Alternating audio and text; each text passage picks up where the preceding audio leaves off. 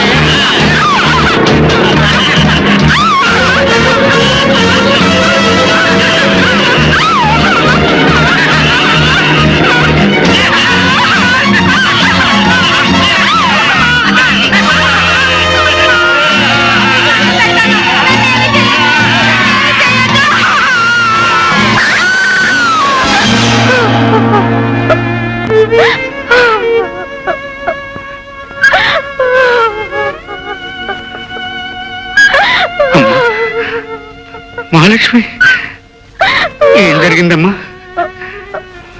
చెప్పమ్మా, చెప్పమ్మా.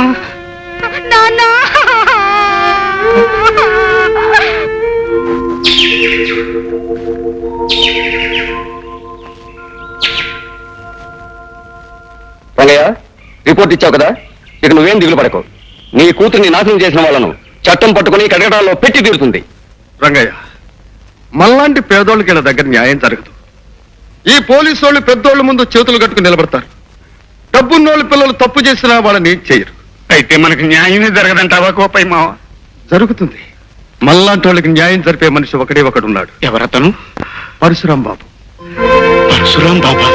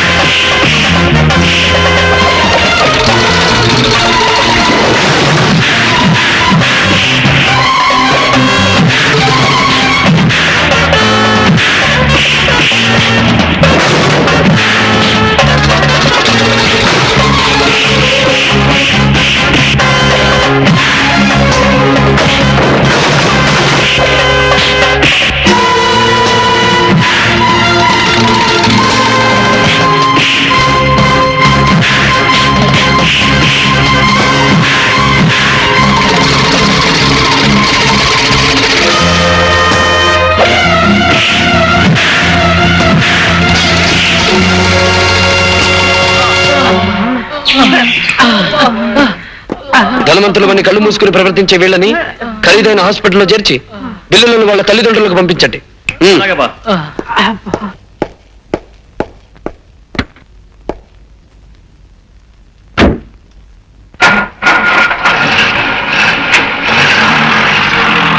ఏమిటి నువ్వు చెప్పేది? ఆ గోవిందయ్య గాడు ఈ మటన్ కత్తి మస్తాన్ మాటే కాదంటాడా? కాదన్న వాడి నోటితోనే అవుననిపించాలి. గోవిందయ్య, హోటల్ ఖాళీ చేస్తావా లేదా? ఈ మస్తాన్ దాదా ఈ సెంటర్ లో ఈ స్థలం మీద మోజుపడ్డట్టు ముందుగానే కబురు పెట్టాడు. ఇంకా ఖాళీ చేయలేదు. నా కుటుంబం బతుకుతున్నది ఈ హోటల్ మీద. పైసా పైసా కూడబెట్టి ఈ స్థలం కొన్నాను, ఈ హోటల్ కట్టుకున్నాను. ఇప్పుడు దీన్ని నీకు అప్పగించాలా? చస్త ఖాళీ చేయను.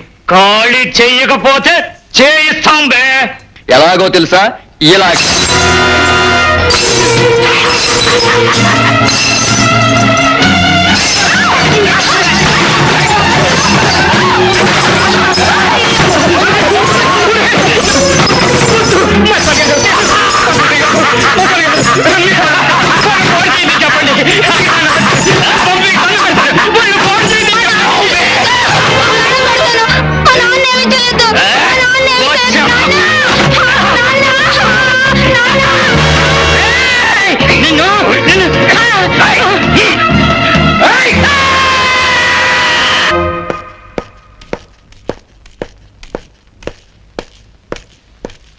నమస్కారం బాబు.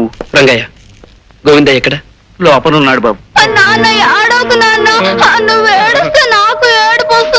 అయ్యగారు, పాపం ఈ గోవిందయ్య భార్య మొన్ననే లారీ ప్రమాదంలో చనిపోయింది.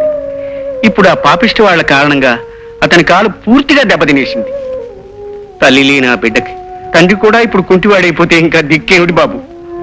అమాయకుల మీద ఇలా అఘాయిత్యాలు చేసి ఆ రాక్షసుల పాపం ఎప్పుడు పండుతుంది బాబు?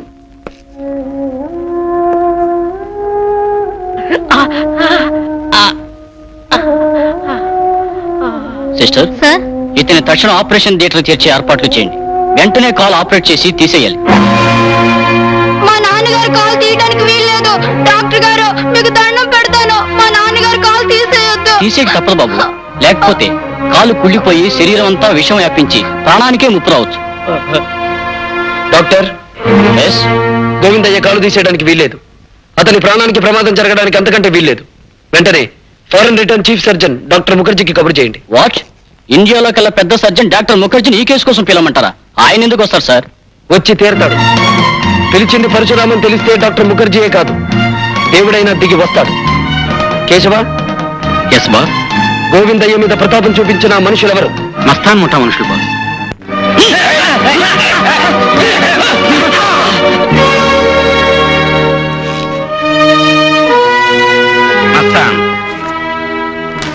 ఇక్కడ సంతకం పెట్టు. ఏమిటిది? అది ప్రభుత్వపు కోర్టు ద్వారా కాక ఈ పరశురాం కోర్టు ద్వారా జారీ చేయబడిన ధర్మసమ్మతమైన ఒడంబడిక పత్రం. అవును, నువ్వు అమాయకుడైన ఆ గోవిందయ్యను బలం బలగం ఉంది కదా అని అతన్ని అవిటివాణ్ణి చేశావు. అతనికి అండ ఆధారమైన ఈ హోటల్ని నాశనం చేశావు. అతనికి అన్యాయం చేశావు. అందుకు నిజంగానే నిన్ను ఈ లోకం నుంచి పంపినా తప్పులేదు. కానీ జాలిగుండెతో నిన్ను ఈ హోటల్ నుంచి బయటికి పంపిస్తున్నాను. ఏమిటిది? అచ్చ తెలుగులో చెప్పినా నీకు అర్థం కాలేదా? ఈ రోజు నుంచి ఈ హోటల్ గోవిందయ్యకు చెందుతుంది. మరి నా పరిస్థితి? అది నాకు అనవసరం. చూడు మస్తాన్, అనుకున్న పని జరగకపోతే నువ్వు మనుషుల కాళ్ళు చేతులు విరుస్తావని విన్నాను. నేను అనుకున్న పని జరగకపోతే మనిషి మెడ విరుస్తాను.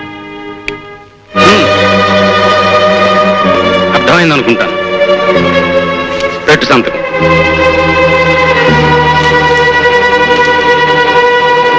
కేశవ, వెళ్ళి కారు సిద్ధం చెయ్యి. ఎక్కడికి వెళ్ళాలి బాస్?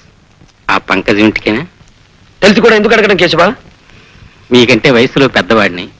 కొన్నాళ్ళుగా మీతో ఒక్క మాట చెప్పాలనుకుంటున్నాను. తప్పుగా అనుకోరు కదా? చెప్పు కేశవ, చెప్పు. ఏం లేదు, డబ్బుతో కొనుక్కునే ఆడదాని పొందులో మగాడికి సుఖం దొరుకుతుందేమో గాని శాంతి దొరకదు. అందుకే నా మాట విని మీరెవరైనా ఒక చక్కటి అమ్మాయిని చూసి పెళ్లి చేసుకుంటే. కేశవ, పెళ్లి అనే పదం వింటే నా గుండె మండే కొండలా మారిపోతుంది. బాధ పెట్టే గతం మళ్ళీ నాకు గుర్తొస్తుంది. ఇంకెప్పుడు ఆ విషయం నా దగ్గర తీసుకురావద్దు కేశవ, తీసుకురావద్దు. కొన్ని మర్చిపోవడం కోసమే సొమ్ముతో కొన్న ఈ ఆల్కహాల్ని, ఆడదాన్ని నమ్ముకోవాల్సి వస్తుంది. వెలుగు చీకట్ల మధ్య, ఆటుపోటుల మధ్య ఇలాగే సాగిపోతూ అంతమవ్వాలి బ్రతుకు. అర్థమైందా? అలాగే బాస్.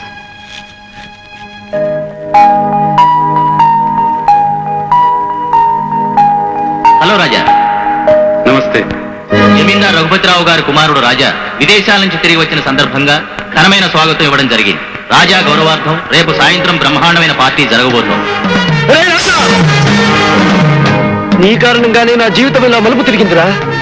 లేకపోతే నా రాధతో నా బ్రతుకు గతంలో లాగే తీయటి పాటలా సాగిపోతూ ఉండేది. రాము, నేను వెళ్తున్నాను. రాధ, ఇలా కలుసుకోవడం విడిపోవడం కాకుండా ఎప్పటికీ ఇలా కలిసి ఉండే కాలం ఎప్పుడొస్తుంది? నా మెళ్ళో నీ చేత్తో 3 ముళ్ళు పడ్డ రోజున. నీ ఆశ తీర్చడమే నా ఆశయం. అన్నట్టు సాయంత్రం నా ఫ్రెండ్ మ్యారేజ్ రిసెప్షన్ కి నువ్వు వస్తున్నావు. నీ ఫ్రెండ్ మ్యారేజ్ రిసెప్షన్ నేనెందుకు రావాలి? నువ్వు నా కాబోయే ఇల్లాలివి కనుక. Congratulations. My best wishes for your marriage. Thank you. వస్తాను రా. వస్తాను. ఓకే రాము, మన మ్యారేజ్ యానివర్సరీ ఎప్పుడు జరుగుతుందంటావు? సరిగ్గా మన పెళ్ళైన ఏడాదికి. ఎప్పుడు నువ్వు నీ జోకులను. అక్కడికి నువ్వు ఏదో తక్కువ తిన్నట్టు. సరే, నువ్వు ఎక్కడ ఉండు, నేను వెళ్ళి కూల్ డ్రింక్స్ తీసుకొస్తాను.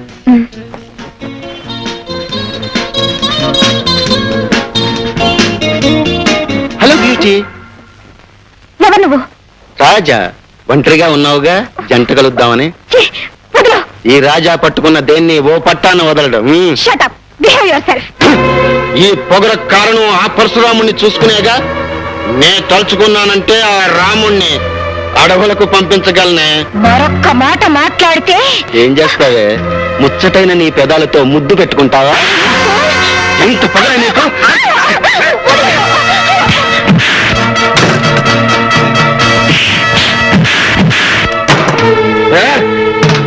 ఒంటరిగా ఉన్న ఆడదాని మీద చేయి చేసుకోవడం మగతనం కాదురా. నీకంతగా ధైర్యం ఉంటే నాతో చూసుకోరా.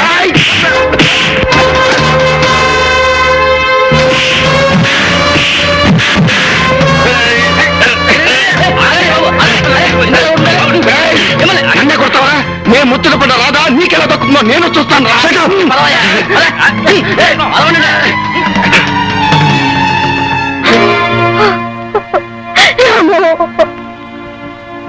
రాధ, ఇంకా ఎందుకలా నీలో నువ్వు బాధపడతావు?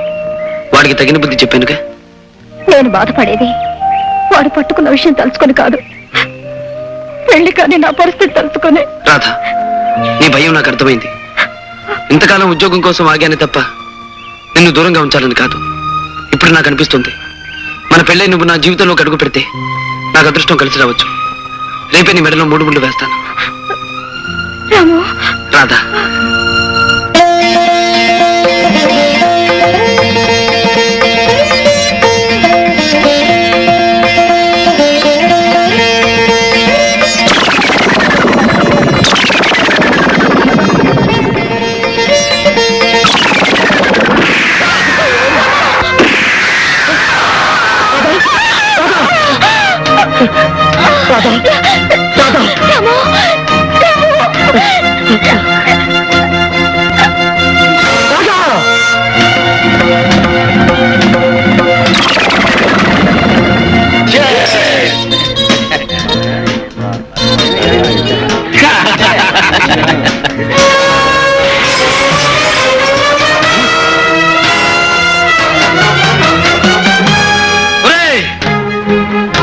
మనిషిలాగా మగాడిలాగా ధైర్యంగా ముందుకొచ్చి దెబ్బతీయలేక చాటు నుంచి తుపాకీతో కాల్చి నా ప్రాణానికి ప్రాణమైన రాజు ప్రాణం తీసిన నిన్ను నేను వదలనురా. ఎవరా నువ్వు? 1000 ఏళ్ళు ఆమె బ్రతుకుని, తీయటి ఆమె కలల్ని, దీపం లాంటి ఆ దేవతని బూడిద చేసిన నిన్ను క్షమించడానికి వీలేదురా. Hello, police station.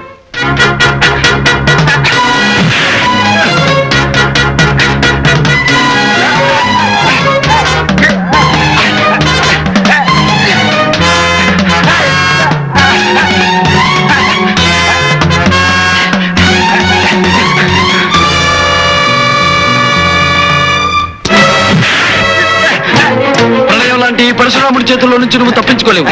నీ ఎంత చూస్తాను.